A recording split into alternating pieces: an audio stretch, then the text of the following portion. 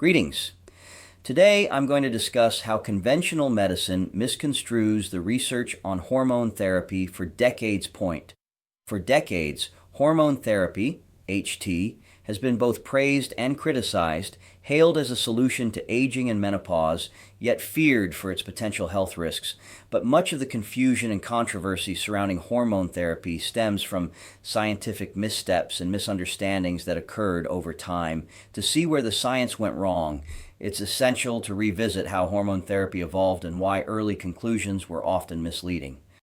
If we haven't met already, I'm the digital avatar of Dr. Max McLeod, aka the Nutrition Ninja Doc, founder of MyBodySymphony.com and ARTC.health. While he continues to research and explore new and better ways to help his patients achieve their health, performance, and appearance goals, I'm here to convey his knowledge and insights about health, healing, and regeneration.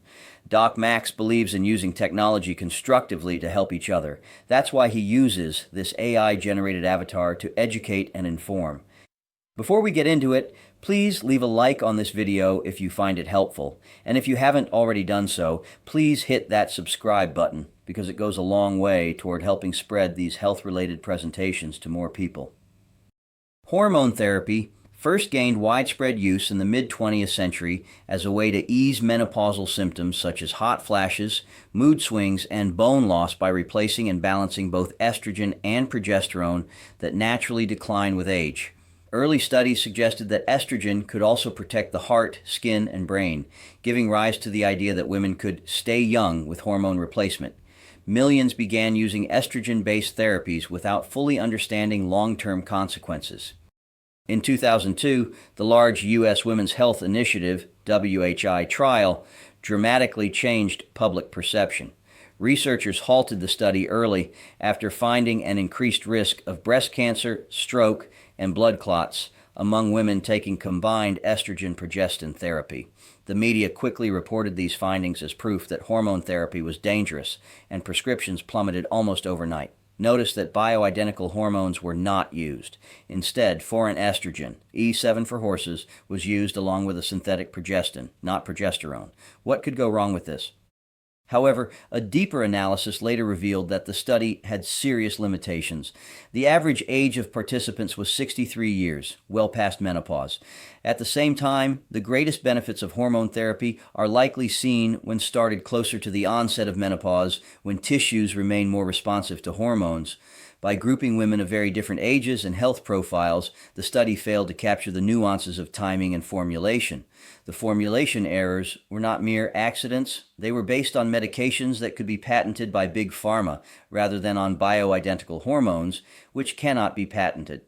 Therefore, there was a clear profit motive involved, but they shot themselves in the foot. The WHI findings were widely generalized, even though they applied mostly to one type of therapy, oral conjugated equine, horse estrogens, combined with synthetic progestins. Later research showed that bioidentical hormones, transdermal patches, and lower doses carry different risk profiles.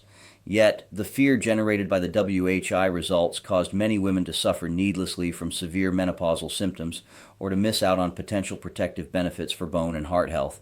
Most doctors, after hearing of some potential problems, immediately began taking their patients off hormone replacement and advising against it.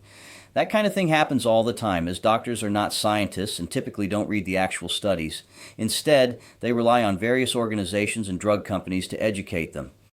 Media headlines simplified complex data, portraying hormone therapy as uniformly unsafe. At the same time, many healthcare providers adopted an overly cautious stance, avoiding hormone therapy entirely instead of tailoring treatments to individual needs. The result was decades of confusion and fear, even as newer studies began to highlight that for many women, hormone therapy can be both safe and beneficial when used appropriately. Recent research emphasizes the timing hypothesis, the idea that starting hormone therapy within 10 years of menopause can offer cardiovascular and cognitive benefits, with fewer risks than previously thought. Scientists are also exploring how genetics, lifestyle, and delivery methods influence outcomes. Today's approaches focus on personalization rather than a one-size-fits-all solution. The history of hormone therapy teaches an important lesson about medical science. Context matters. Age, timing, dosage, and hormone type all influence safety and effectiveness. The early rush to promote hormones as a youth elixir, followed by the overcorrection that dismissed their potential entirely, shows how oversimplified science can mislead both doctors and patients. The story of where hormone therapy science went wrong is not just about flawed studies, it's about interpretation, communication, and the dangers of generalizing complex findings. We must also consider the motivations behind most studies, which big pharma funds with an obvious profit motive. With better research and a more personalized approach, hormone therapy is once again being recognized as a valuable tool for improving quality of life during and after menopause. Science, it turns out, didn't fail. It simply needed time to correct its own course. As always, reach out for more information about our health enhancement programs, including bioidentical hormone replacement and peptide therapy. Call 941-806-5511